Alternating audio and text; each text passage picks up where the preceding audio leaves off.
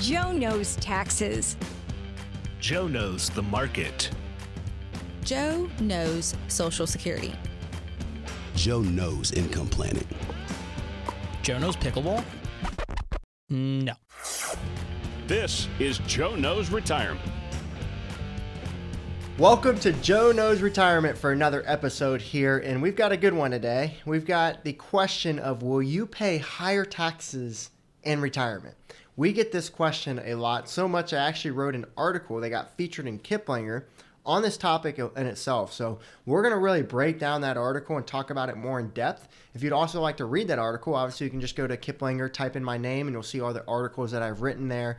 We've got quite a few of them up there, so maybe some of the other ones will be of interest to you as well. But this one is one we get often because people have been told all of their life that they're going to be in a lower tax bracket in retirement.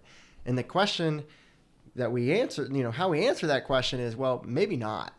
And that may have been true back in, years ago, but now it may be different. And the reason why is because Social Security is now taxable for most people in retirement.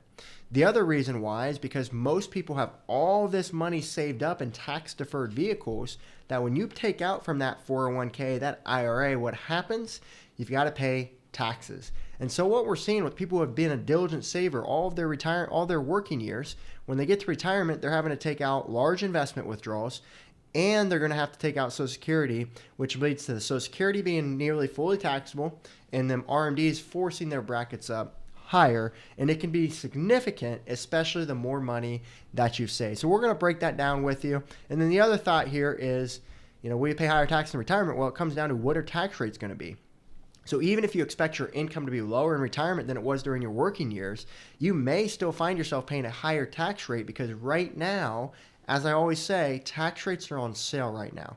We're seeing tax rates among the lowest that they've been in history. And so what that is expected to do is go up. And there's a lot of studies right now that say that tax rates could double within the next 10 years to cover the debt crisis that we have right now. We're over $34 trillion in debt. And right now, fun fact for you, we have more interest on our debt currently than we have revenue coming in, which means we're not going to be able to take a stab at this unless something changes. What changes could that be? Well, they could reduce spending as we joke around, but most people expect tax rates have to rise or they have to make changes to have more revenue coming in. What changes could those be? Well, there's an article that details out all these changes that I just read recently. And some of those changes are they could increase the cost for Medicare Part B premiums. They could increase the tax to 100% of Social Security being taxable instead of 85%. They could make it taxable to everyone regardless of your income. There's all these different things that they can do, which puts the retiree at a disadvantage. So what does that mean? That means we have to plan ahead, be proactive to get ahead of some of these changes so that we can put ourselves in our plan in a better position to avoid some of those things that may pop up. So that's the basis of the conversation today, but let's really get down into it and start to break this down. So the first thing, as I mentioned, is Social Security has not always been taxable. So before 1980s, if you had $3,000 a month from Social Security, you didn't pay any taxes on that. You got that full amount in your paycheck in your pocket, and Uncle Sam didn't get any of it. The problem nowadays is now Social Security is becoming taxable for the majority of people who have been savers. And the reason why is because there's something called provisional income. And so the way Social Security works is if your provisional income is low enough, then you're not going to pay any taxes on your Social Security. The problem becomes as soon as your Social Security as soon as your income starts to increase, that provisional income, your Social Security starts to become more and more taxable. Maybe it only starts out at being 10% of your Social Security benefit is taxable as income. Then it could slowly go to 20, 30, 40, 50, and it can go up all the way up to 85% of your Social Security could be taxable as income, which could mean that you could be paying quite a bit. So let's say that two spouses, this is an extreme number, but just for easy numbers, let's say you had $100,000 combined in Social Security. That would mean that you were typically made the highest income you could over the years and you maximize your Social Security. If that's you, $85,000 of that $100,000 could be counted as income at your income tax rates. And so that, remember, that's not always been the case, but now you have an extra $85,000 that going towards your income, so that now when you take out any money from your investments, it starts off at that 85,000 number and climbs up even more. And so that can lead to an issue for those who have been diligent savers over time. And by the way, I want to make this very clear. Who does this episode really, who really needs to understand this? It's either people with a pension. So people with a pension are typically going to pay higher taxes in retirement, or the same taxes, because they always are going to have a higher income. So I think of the federal employees out there. I think of the state employees out there who have really good pensions that they've worked hard for, military, right? And then they're always going to have that income higher and higher over time. They're not going to be in a lower tax bracket retirement. They're going to be in the same, because their pension is going to offset some of their income from working. So that's the one thing that this one person that this pertains to. The other person that this pertains to is a diligent saver. So if you have, for example, let's call you have $250,000 or less in tax-deferred vehicles. Remember, tax-deferred vehicles have not been taxed yet. Those are your 401ks, your IRA. So when you take that money out, you're going to have to pay taxes. And so if you have a large amount in tax-deferred, this is going to pertain to you. If you have $250,000 or less, I don't necessarily know if you're going to be in a lower tax bracket. You may not be in a lower tax bracket in retirement. And so if that's you, just understand maybe this doesn't pertain to you. Maybe you will truly be in a lower tax bracket. But who we're talking to in these podcasts and all these podcasts we've done are the people who have been a diligent saver. So if you have $250,000 or more saved up, that's when you start to have to pay attention that you may be in a higher tax bracket in retirement. Now, if you have $250,000 to $1 million, that's kind of the spot where it could be close. Some people may be, some people may not be. But if you have $1 million or more in tax deferred, we're talking to you. We're talking to you that you may be paying higher taxes in retirement than you will now. And I think most people with that amount of money or more in tax deferred investments would agree with what we're saying here, because again, you're forcing Social Security to be nearly fully taxable, and you're causing yourselves to bump up tax brackets every year when you get to RMD age. So let's break that down. What is RMD age? RMD is required minimum distribution.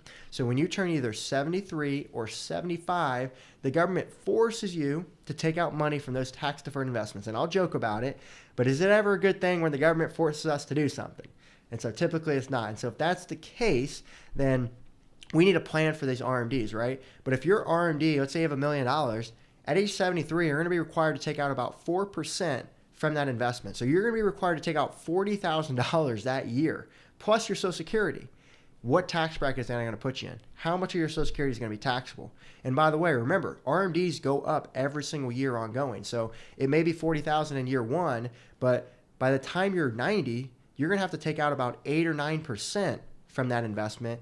And if that investment grows over time like it's expected to do, your RMD can really, really grow and grow and grow over time. We have an RMD chart that we use with our clients, and it shows us what are their RMDs expected to be and what will it be ongoing depending on what kind of growth rate we see in their investments. And it's a really good idea to tell us how much planning do we need to do now to mitigate the higher income in the future. And so we always want to advise people having a lower income in retirement puts you in a best position. Now, that doesn't mean you have to eat ramen noodles and live in a cardboard box. It just means that you are able to take from tax-free investments like a Roth IRA or life insurance or other things, tax-free municipal bonds. There's so many vehicles out there, making sure you have a plan set so you can have control of where you take out your money, so you can control the tax you pay rather than Uncle Sam controlling the tax you pay. So those are some of the big things. So if you have $1, $2, $3, $4, $5 million or more, especially in tax deferred, you're going to be in a higher tax bracket in retirement is typically what we see. Now's the time to start planning before the tax rates go up, and specifically before you reach RMD age when you're forced to take it out. You now have the decision when you want to take it out. And again, tax rates are lower from now until 2026. We've got that window of opportunity that, hey, let's start to take action. And if you have not taken action over the last 5 years since this tax cut started in 2017, yes, you may have missed opportunities potentially, but we can't change the past, can we? And so that's why we want to encourage you to let's make sure we're taking steps moving forward to be in the best position possible. So that's a big thing there. And then the other thing to understand with this RMD that, maybe you're either later in the process or maybe you've got, let's call it 2, 3, 4, 5 million or way more in tax deferred. If that's you, then your RMD may be really hard to reduce significantly. So some other ideas to do to make sure you're not paying higher tax in retirement are charitable strategies such as a qualified charitable distribution. And so that's a strategy you can start doing at 70 and a half. You can give a portion of your IRA to the charity each year, which reduces that RMD for you. And so that could be something to do along with Roth conversions now. There's several different ideas that you can start looking at today to make sure you're in the best spot moving forward possible. Another thing to understand, we talk about, will you be paying higher taxes in retirement? We've talked about Social Security tax. We've talked about being in a higher tax bracket. We've talked about tax rates could change, right? They could double within the next 10 years. And if so, then you're going to find yourself in a higher bracket. And most people are, even if their income is lower in retirement. But something we haven't talked about yet is Medicare premiums. And so understand that IRMAA, which basically stands for Medicare premiums, Part B, it's based on your income. So the higher your income is, the more you'll have to pay for Medicare premiums. Now, I don't necessarily love this idea because someone who is down the street, who never worked hard, who has just, worked their, job and, never tried to do anything extra, they may not have as much saved, right? Well, they're going to pay the least amount possible for Medicare. But someone who has really worked hard and who has been a diligent saver, we call them the millionaire next door. Well, you may have to pay more in Medicare premiums because your income is going to be higher from those RMDs and from that Social Security that you're going to be collecting. And so with that, do we really want to pay more for healthcare coverage? And so that's why another reason why we want to try to keep our income lower in retirement is to avoid those increases in Medicare. And remember, Medicare comes out of your Social Security check. And so if you're seeing more of that go to Medicare, you may not even get any of your Social Security check. You may get very little of your Social Security that you've worked so hard for. And so what we want to really educate our clients of is making sure that they are getting as much of that Social Security as possible and paying the least for Medicare. But here's a concern with Medicare. Medicare's in trouble, right? Just like tax rates are expected to go up with as much debt as our country's in. But you have to understand that $34 trillion is all the funded debt. But what about the unfunded debt, such as Social Security and Medicare, right? Those are in trouble. Now, I don't think they're going to go away. I think that's just not going to work. I mean, look what happened in Paris, right? They changed the retirement age from 63 to 65. And what happened? Everyone went crazy. And so I don't think they're going to make any dramatic changes to the baby boomer generation. But Medicare is in trouble. And there is changes that they can put in place to not get rid of it, but to keep it in place longer and to be more fruitful from a revenue standpoint. And so one thing they could do is they could lower those income tiers for Medicare. So for example, right now, a married couple, I believe for 2023, about 190,000, 2024 will be a little higher. If your MAGI, your modified adjusted gross income, is above that, you have to start paying more for your Medicare premiums. Well, I think that they could lower that tier in the future so more people are subject to paying higher Medicare premiums. Or they could just increase the cost of if you're in an extra Medicare tier or just Medicare tiers in general. Medicare has grown at about a 7% cost over time.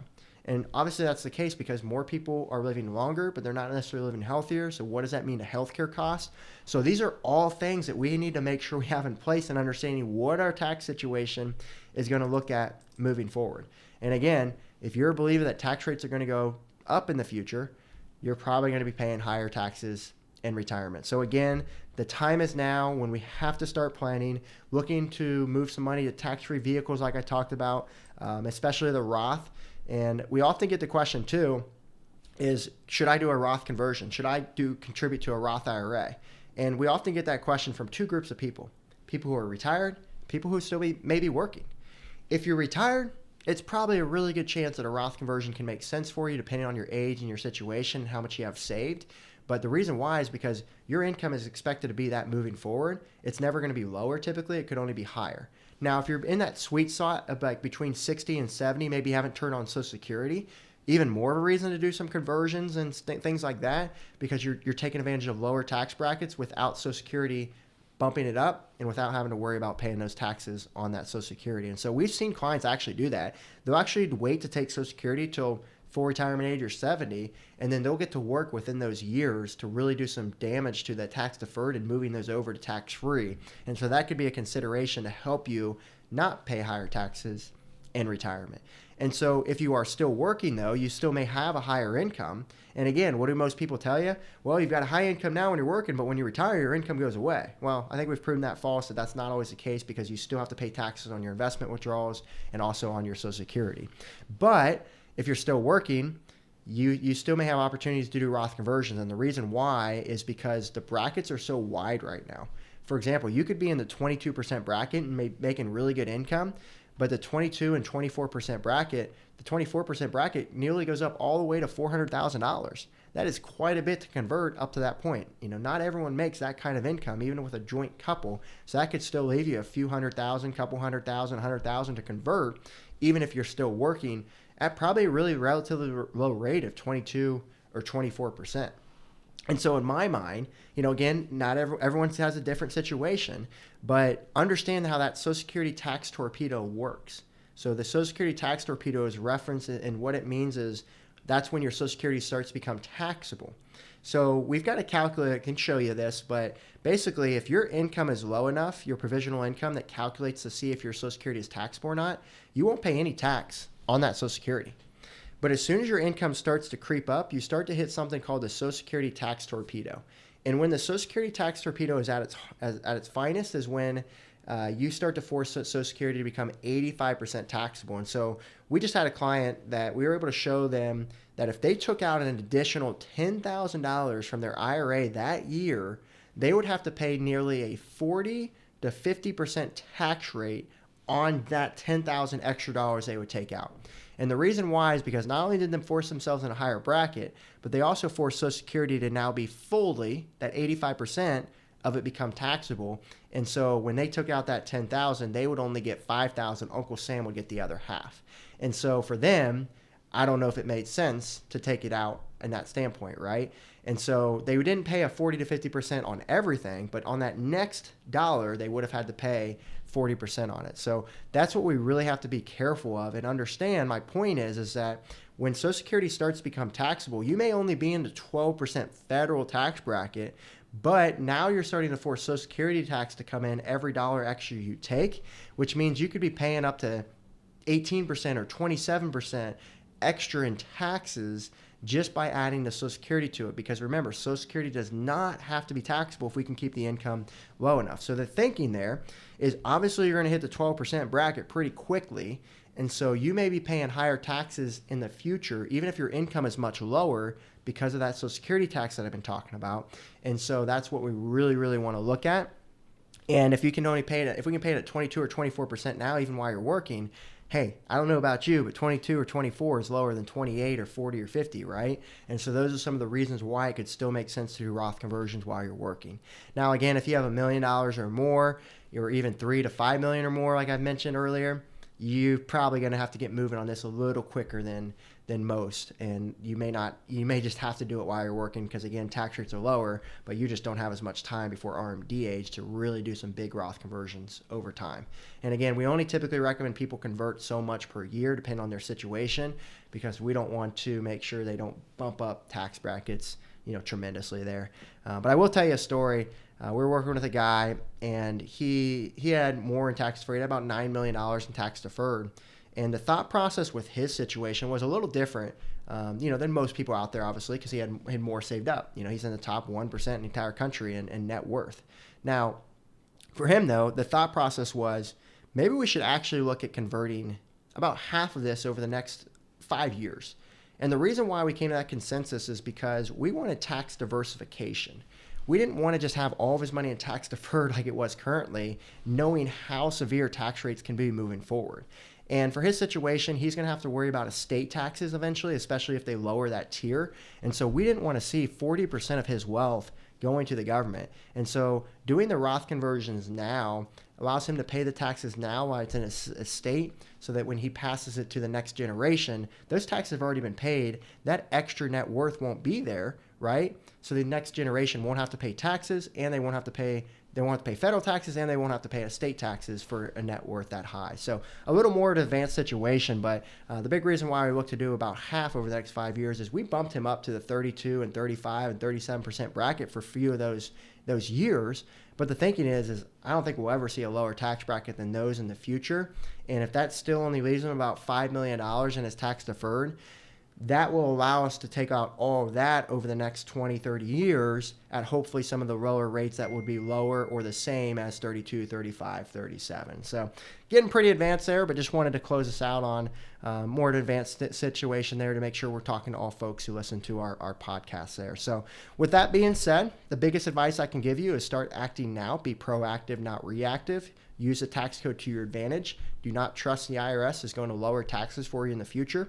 And so just have to make sure you're getting moving on some of these strategies. So again, go read my Kiplinger article. You can find that online. Just go to Kiplinger's website, type in my name, and you'll be able to see all those articles. So that is all I have for today's episode of Joe Knows Retirement. Enjoy the rest of your day. Thanks.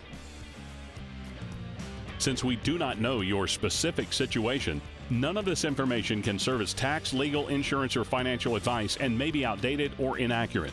The information comes from sources believed to be reliable but cannot be guaranteed. This content is prepared for educational purposes only. If you need advice, please contact a qualified CPA, attorney, insurance agent, financial advisor, or the appropriate professional for the subject you would like help with. Peak Retirement Planning, Inc. is an Ohio-based registered investment advisor and able to offer advisory services in Ohio and in other states where registered or exempt from registration.